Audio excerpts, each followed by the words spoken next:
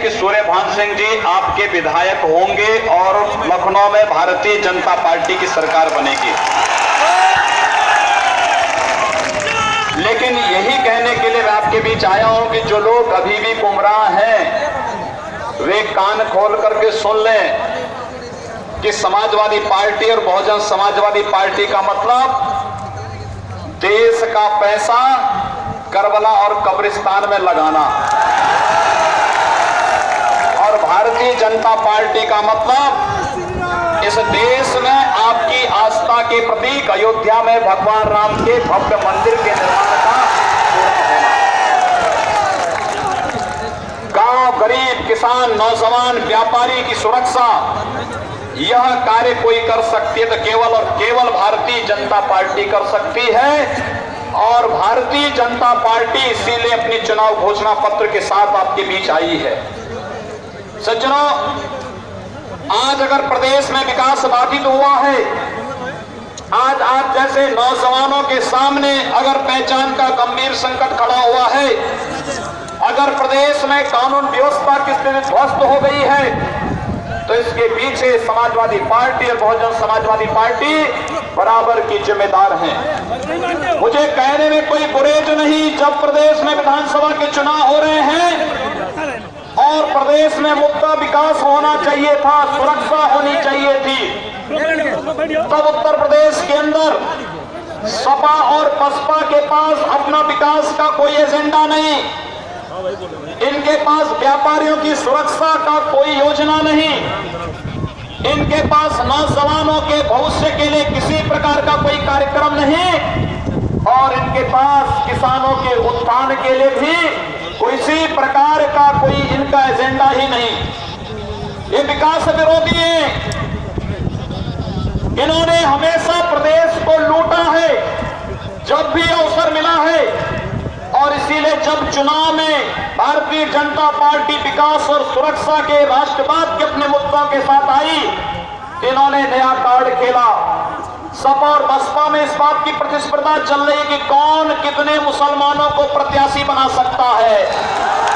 प्रतिस्पर्धा इस बात की नहीं कि विकास कौन करा सकता है, प्रतिस्पर्धा इस बात की है कि कौन कितने अधिक मुसलमानों को प्रत्याशी बनाता है। बसपा कहती है कि हमने 105 लोगों को टिकट दिया है, सपा कहती है कि हम तो 403 पे चुनाव लड़ ही नहीं रहे हैं, हम तो केवल 300 से कम सीटों पर लड़ रहे हैं, इसलिए 78 प्रत्याशी हमने भी दिए हैं।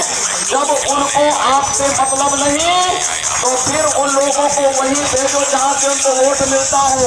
आप सब भी वहां आइए जहां भारतीय जनता पार्टी आपको पुकार रही है, और एक अवसर है इस जंगल राज से उभरने के लिए, इस अराजकता को ध्वस्त करने के लिए, इस गुंडा राज को समाप्त करने के लिए।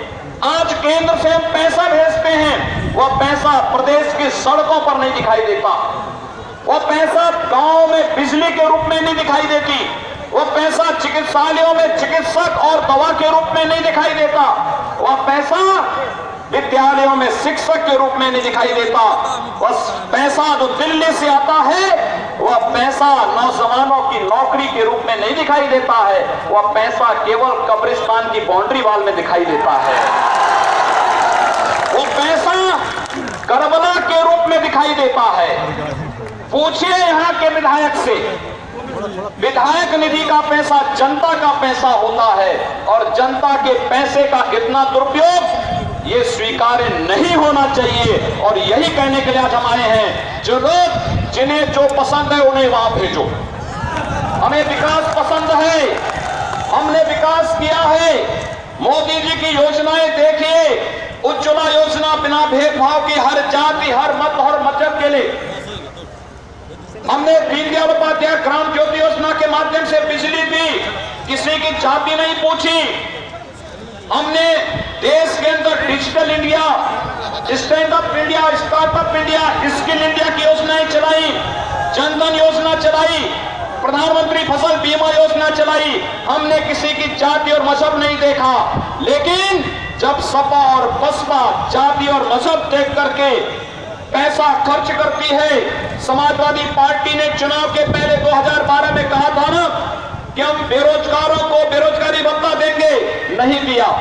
उन्होंने कहा तब कन्या विद्याधन देंगे, नहीं दिया। केवल कहा देंगे तो केवल मुस्लिम कन्याओं को देंगे। बंधुओं, इसीलिए आप सबको अवगत कराने के लिए आए हैं। जवाब उनके एजेंडे में कहीं नहीं है।